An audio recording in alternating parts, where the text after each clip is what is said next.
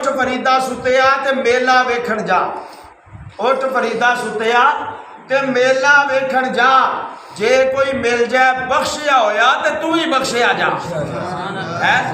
जे कोई मिल जाए बख्शिया ते इस वास्ते साडियां मावां साडे बजुर्ग साडे बाबे आ बैठे ने। बाबे दिते नूं भी पता होना, और भी बजुर्ग सारे बैठे ने। वो जिस वेले रात नूं सौंदे ने ना तो पता की आंदे ने, या अल्लाह सोहणिया खैर खैरां दा दिन चाढ़ी ते किसे नेक दे मत्थे लाई, किसे नेक दे मत्थे लाई। ओहदा मतलब की हुंदा है कि जे सवेरे सवेरे कोई नेक बंदा मत्थे लग गया ना तो फिर सत्ते ही खैरां हो जाणियां हैं।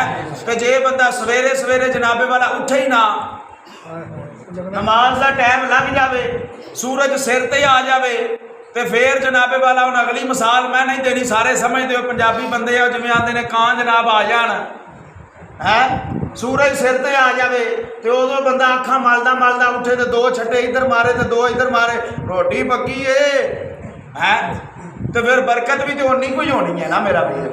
बरकत ओनू लभेगी जिहड़ा सवेरे उठ के फजर पढ़ेगा, बरकत ओनू लभेगी जिहड़ा फजर पढ़ के रब दे कुरान की तिलावत करेगा। वो नहीं भी तुसी कुरान पढ़े ना तो कम से कम ओनू खोल के तो ओदी ज़ियारत ही कर लिया करो, रब फिर भी बरकत दे छड्डदा है। नेड़े ते लगो, कुरान दे नज़दीक आओ, नमाज के नज़दीक आओ।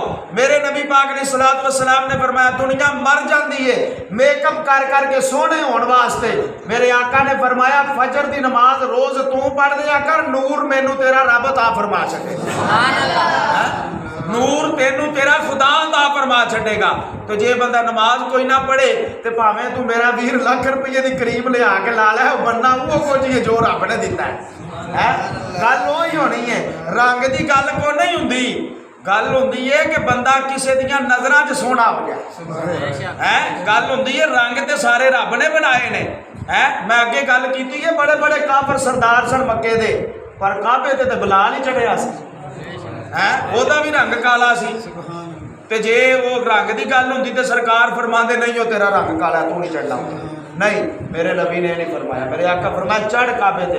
या रसूल अल्लाह ये मक्के च बड़े बड़े सरदार भी ने तो बड़े बड़े रईस भी ने तो बड़े बड़े सोहने भी ने तो बड़िया बड़िया पग्गां वाले तो बड़े बड़े कद्दां वाले तो बड़िया बड़िया शाना वाले। तो मेरे आका फरमाया ये तो दसना चाहना भावें रंग का काला होवे, मुहब्बत नबी नाल सच्ची होवे, इज्जत ओनू ही लभनी है, मुकाम ओनू ही लभना है। तो इस वास्ते हज़रात